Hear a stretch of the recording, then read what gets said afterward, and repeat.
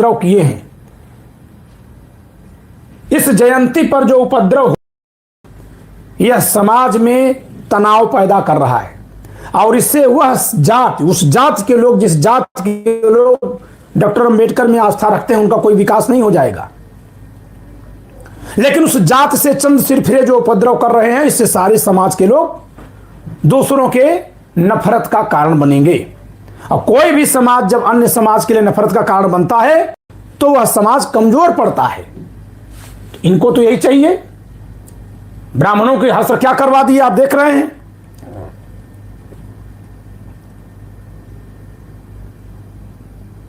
भाई 370 हटाने का वादा करते थे, भाषण देते थे, और 334 बढ़ाते थे।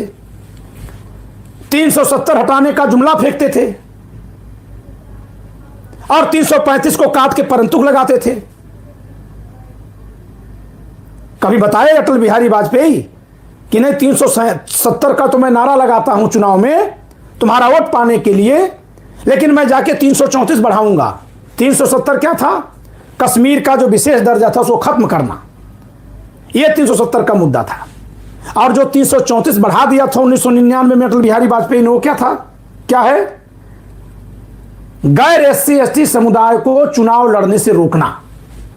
जो रोक को संविधान सभा ने महज 10 वर्षों के लिए लगाया था, उसके लगे जब 50 साल बीत गए थे, 1950 से सन 2000, तब अटल बिहारी वाजपेयी की सरकार उसको 10 साल और आगे बढ़ाती है।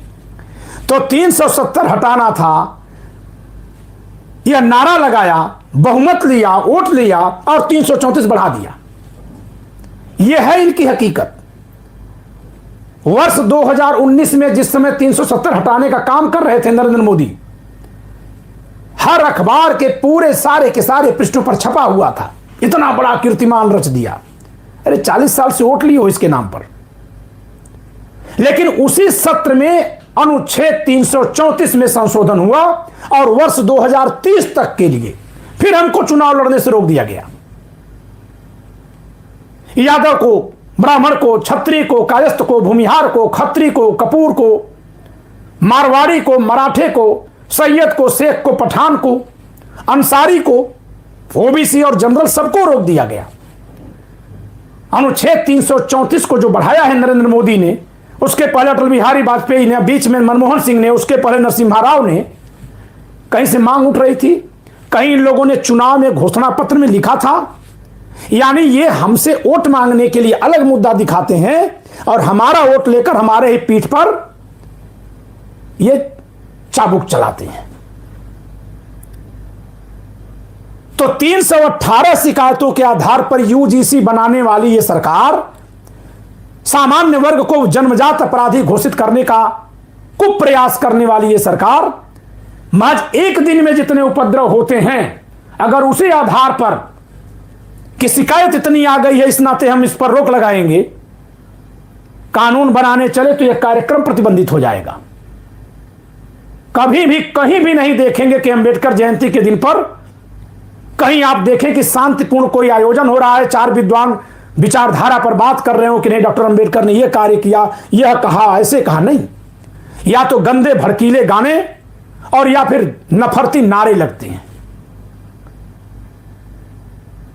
यही है अंबेडकरवाद।